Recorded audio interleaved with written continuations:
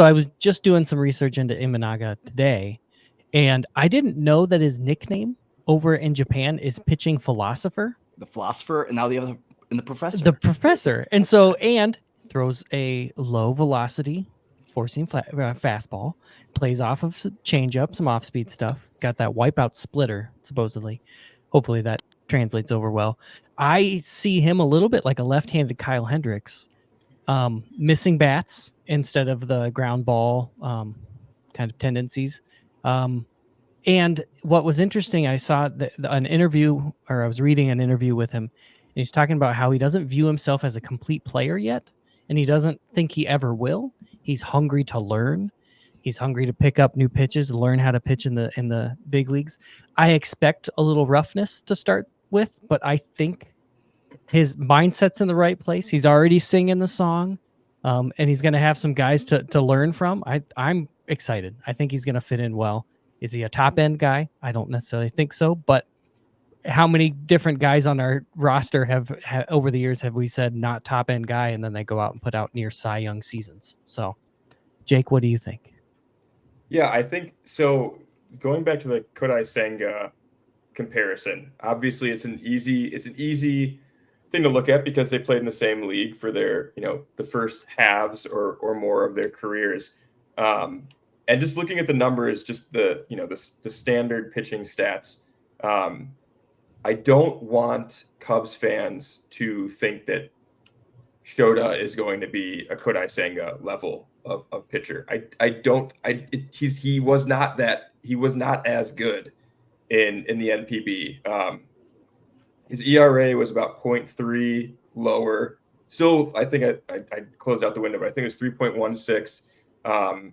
The one thing that Shota has is that he has better command. His walks per nine are lower, so the ball's going to be put in play. But that does mean that the ball being put in play, I think, then coincide with a slightly higher home runs per nine. But yeah, with the probable defense, and the defense could get better based on the moves Jed makes. I think that Shota's going to fit in well in that sense.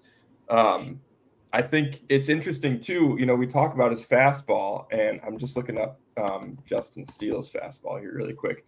So you talked about no walks. I do want to say last year he only walked 24 guys total.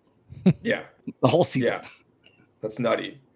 So man, Justin Steele's average fastball last year from the left side was 92, and I saw stuff of Shota hitting 94, and I think that if Shota can hit 94, granted, he has to adapt to fewer off days in between starts. And he said he's going to talk to his teammates about that, how to adapt his regimen to fit.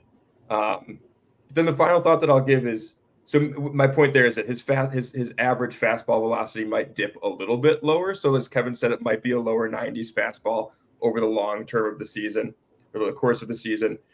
But the interesting thing, getting back into my numbers, Jeff, I know you love it. I love numbers. We don't need alphabet soup. We need number soup.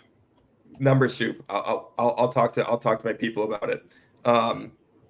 Eno Saris, the pitching plus stuff plus guru, actually had Shota's fastball as the best fastball by stuff plus in the World Baseball Classic, which is saying something. I mean, there were some stud arms in there. He was going up. I think that was compared to Sandy Alcantara's power sinker, a better stuff plus number than that. And there's one other pitcher that was brought up in that conversation too. But yeah, I think that, like Kevin said, not top of the rotation arm, but the fact that he does want to continue to get better, and now he's going to be facing better competition. There might be better, who knows, maybe there's better technology that the Cubs can implement in helping him get better. Yeah, just a guy that wants to get better is the kind of guy that I want in my rotation. So while it wasn't the signing at the beginning of the season, or the beginning of the offseason, if you told me, hey, we're signing this guy, I'd be like, okay, cool. Now all the context makes it a little bit more exciting. Goofy Goober asks, where does Shota fit in the rotation? Love the name. And I would kind of say, he probably going to be 2, 3, 4, somewhere around there. I think it's going to depend who they feel like they need to break up. Like they probably aren't going to pitch Steele and him back to back, or Wicks and him back to back. They're going to try to break them lefties up a little bit. And so I could see Tyone fitting into number 2 from all seeing that Tyone is working his tail off to not let last year repeat. Love to see what he's doing. So I expect a huge bounce back year from Tyone. So I would see like Tyone 2, Shota maybe 3, and then kind of whoever, like it's going to kind of jumble around 3, 4, 5. And we do have to know in Japan, they usually are on a 6-man rotation. Yeah. And so that's also a factor. The Cubs have a ton of starting pitching depth. Does the ass man get his chance in a 6-man rotation, have Assad be in there, or Wicks, or does Wisniewski? Like we have a whole bunch of things to play with, and it's good this year. And I still think there could be a possibility that the Cubs even add another starting pitching arm. I've thrown out Brandon Woodruff. I would love if we could get him on a really sweet deal coming off kind of the same surgery that Hendricks had. Knows Craig Counsell. It's a guy who gets a lot of strikeouts. The Cubs have said over and over the last couple of years they need guys that miss bats. He misses bats. Depending on what type of deal. I haven't heard anything about anybody offering Brandon Woodruff any contract. And so I could see with Craig Counsell being very familiar, that being a possibility of fitting in there. So that's just my thought. I would love to see that. But we do have depth in our rotation, which is always a good thing. We saw last year where we struggled with depth there for a while. We even thought at the beginning of the year, we have all this depth. And then once it got down to it, when we're making our push, we didn't have it.